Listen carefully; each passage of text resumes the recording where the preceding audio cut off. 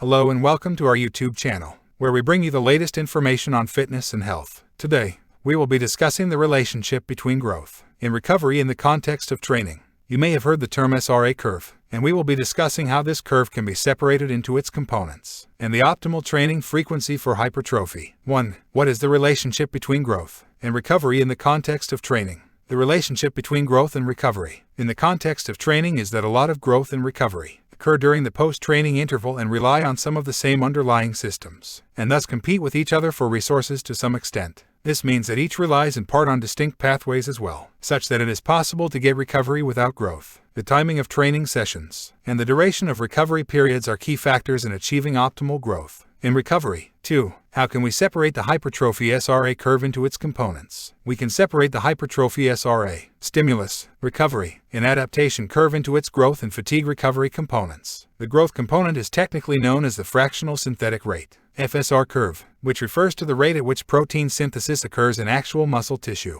The recovery component is represented by the fatigue curve and refers to the time it takes for fatigue to dissipate before the next training session. By separating the SRA curve into its growth and fatigue recovery components, we can gain a better understanding of the timing, frequency, and duration of training sessions. 3. What is the key concern in the hypertrophy application of SRA regarding optimal training frequency? The key concern in the hypertrophy application of SRA regarding optimal training frequency is ensuring that the time course of muscle growth and fatigue dissipation overlaps. In other words, we want to avoid training so hard that fatigue recovery periods must continue long after muscle growth has finished, as well as avoid training so little that we rest when there is neither muscle growth happening nor fatigue preventing further productive training. This requires careful management of training volume, intensity, frequency, and recovery periods to optimize muscle growth and minimize recovery needs. 4. What are the guidelines for training frequency in the context of hypertrophy? The guidelines for training frequency in the context of hypertrophy are often operationalized as the number of training sessions per muscle group per week. These guidelines are based on the SRA curve and establish when we train, how long we rest, and when we train again. Training at maximum adaptive volume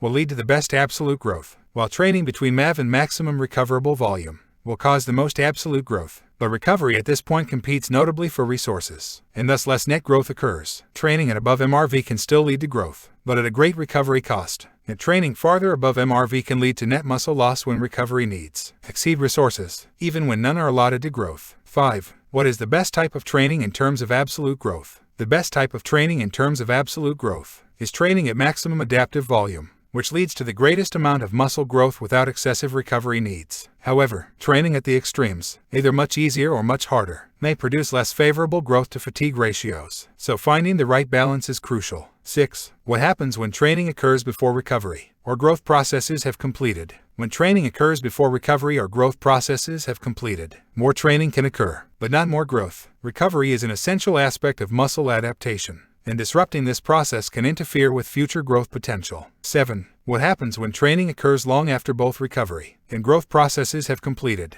When training occurs long after both recovery and growth processes have completed, there are lost chances at growth. Even if some growth can still occur, recovery periods are essential for muscle growth, and training when there is no potential for further growth may result in setback instead of progress. Thank you for tuning in today and learning about the importance of the relationship between growth, recovery, and training. Don't forget to subscribe to our channel and hit the notification button to stay up to date with our latest informative videos. We hope to see you soon.